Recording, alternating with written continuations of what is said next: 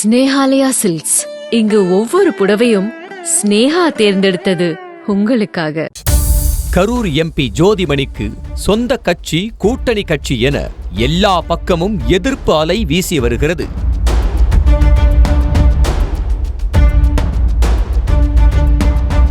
கடந்த நாடாளுமன்ற தேர்தலில் திமுக கூட்டணியில் காங்கிரஸ் சார்பில் கரூர் தொகுதியில் போட்டியிட்டு ஜோதிமணி எம்பி ஆனார். வருகிற தேர்தலிலும் கரூர் தொகுதியை தங்களுக்கு ஒதுக்குமாறு காங்கிரஸ் கேட்டிருக்கும் நிலையில் மீண்டும் ஜோதிமணிக்கு சீட் வழங்க சொந்த கட்சியிலேயே கடும் எதிர்ப்பு கிளம்பியிருக்கிறது.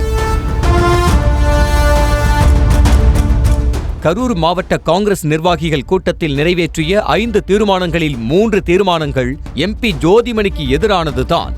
தொகுதி மக்கள் மத்தியில் அதிருப்தி, கூட்டணி கட்சியினருடன் இணக்கமின்மை, மாநில தலைமையுடன் மோதல் போக்கு, சொந்த கட்சி நிர்வாகிகளை மதிக்காதது என அடுக்கடுக்காக ஜோதிமணிக்கு எதிராக புகார் வாசிக்கப்பட்டுள்ளது.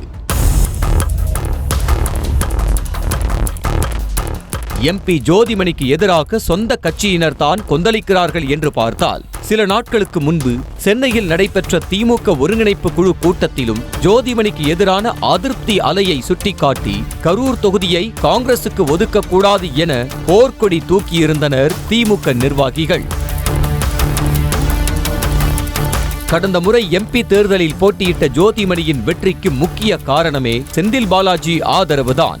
ஆனால் தேர்தலுக்கு பிறகு செந்தில் பாலாஜியுடனே மோதிக்கொண்ட ஜோதிமணி போட்டியாக நடந்து கொண்டு திமுக நிர்வாகிகள் எதிர்ப்பை சம்பாதித்தார். அடுத்து வந்த நகர்ப்புற தேர்தல், உள்ளாட்சி தேர்தல் என இரண்டிலுமே இரு தரப்புக்கும் இடையேயான மோதல் போக்கு எதிரொலித்தது. இந்த நிலையில்தான் இந்த முறை கரூர் தொகுதியை காங்கிரசுக்கு ஒதுக்கக்கூடாது என்பதில் உள்ளூர் திமுக நிர்வாகிகள் உறுதியோடு இருக்கிறார்களாம். அத்தோடு தொகுதி பக்கம் சுத்தமாகவே தலை காட்டுவதில்லை என்பதும் ஜோதிமணி மீதிருக்கும் முக்கிய புகார்.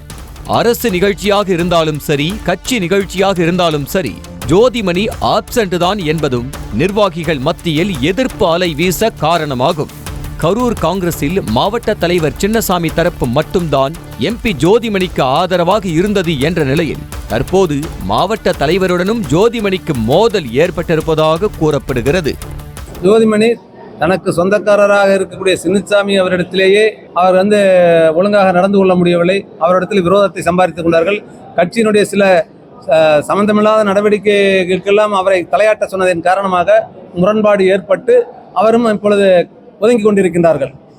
எந்த பக்கம் பார்த்தாலும் எதிர்ப்பை சம்பாதித்து வைத்திருக்கும் ஜோதிமணி கடந்த 6 மாதங்களாக தேர்தல் ஜுரம் தொற்றியதாலோ என்னவோ தொகுதி பக்கம் தலை காட்ட தொடங்கியிருப்பதாக சொல்லப்படுகிறது. 1 மாதத்திற்கு முன்பு மக்களுடன் முதல்வர் திட்ட முகாமிற்கு ஜோதிமணி பிரசன்ட் ஆகியதை பார்த்து சொந்த கட்சி நிர்வாகிகள் மட்டுமில்லாமல் பொதுமக்களே வியந்து போய் கேள்வி எழுப்ப, டென்ஷனான ஜோதிமணி ஆவேசமாகி பேச அந்த வீடியோ பொதுவெளியில் வெளியாக கடைசியில் வீடியோ எடிட் செய்யப்பட்டது என வினோத விளக்கம் கொடுக்கும் நிலைக்கு ஆளானார். தற்போதைய நிலையில் கரூர் மாவட்ட காங்கிரஸில் ஜோதிமணியின் ஆதரவாளர்கள் யார் யார் என்று விரல் விட்டு எண்ணிவிடலாம் என்ற நிலைதான் இருக்கிறது என்பதால் அவருக்கு சீட் வழங்கினால் கண்டிப்பாக தோல்விக்கே வழிவகுக்கும் என தலைமையிடம் நிர்வாகிகள் குமுறி வருவதாக கூறப்படுகிறது.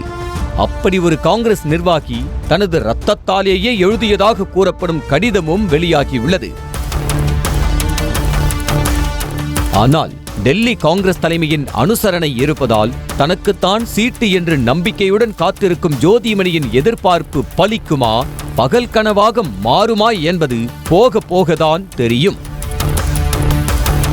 சிவகங்கை காங்கிரஸ் எம்பி கார்த்தி சிதம்பரத்திற்கு மீண்டும் சீட்டு தரக்கூடாது என கடந்த வாரம் சிவகங்கை காங்கிரசார் தீர்மானம் நிறைவேற்றிய பரபரப்பு ஓய்வதற்குள் ஜோதிமணிக்கு எதிராகவும் இப்படி ஒரு தீர்மானம் நிறைவேற்றப்பட்டுள்ளது. ஸ்னேஹாலயா சில்க்ஸ். இங்கு ஒவ்வொரு புடவையும் ஸ்னேஹா தேர்ந்தெடுத்தது உங்களுக்காக. செய்திகளை உடனுக்குடனும் துல்லியமாகவும் தெரிந்து கொள்ள சப்ஸ்கிரைப் பண்ணுங்க.